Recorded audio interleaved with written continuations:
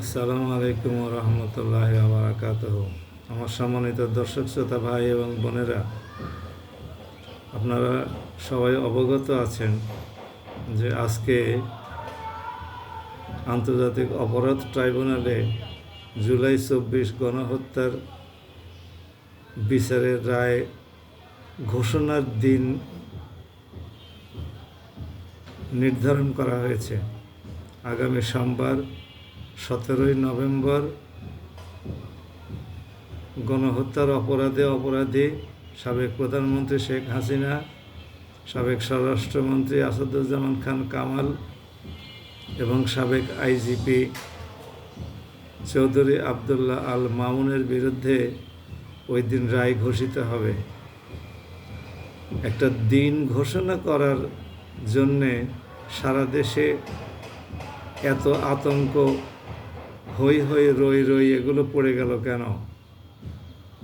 রায়ের দিন তো আজকে তো কোনো রায় ঘোষণা করা হচ্ছে না, শুধুমাত্র রায় কবে হবে সেই দিনটা ঘোষণা করা হবে। এর জন্যে সারা দেশে আইন শৃঙ্খলা রক্ষা বাহিনীর একটা তটস্থ অবস্থা। সারা দেশে কতগুলো মানুষের প্রাণহানি ঘটেছে,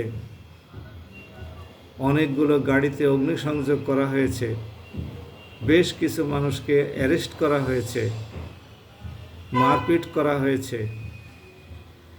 সারা দেশে লক্ষ লক্ষ মানুষ আজকের এই আওয়ামী লীগের, ছাত্রলীগের, যুবলীগের, স্বেচ্ছাসেবক লীগের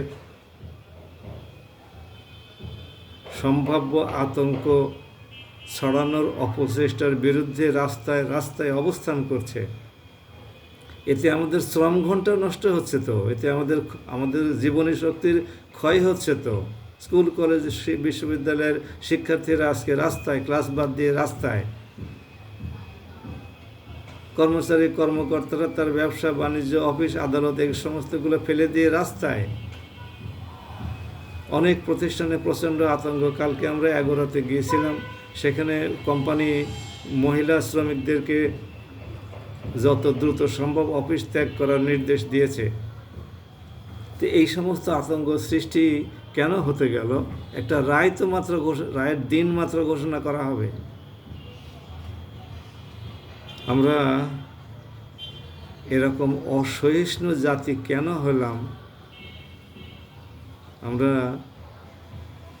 একটা শিক্ষিত সমাজে প্রযুক্তির উন্নয়নের উৎকর্ষে অবস্থান করে এত অসহিষ্ণু, এত আতঙ্ক সৃষ্টিকারী, উন্নয়ন বিমুখ, একে অপরের বিরুদ্ধে হামলা ঠেকানো, এরকম প্রবণ জাতি কেন হয়ে গেলাম? এটা তো আমাদের হওয়ার কথা ছিল না। আজকে আমাদের এই সবচেয়ে জনবহুল দেশের উন্নয়নে সকলের সর্বশক্তি নিয়োগ করার কথা ছিল।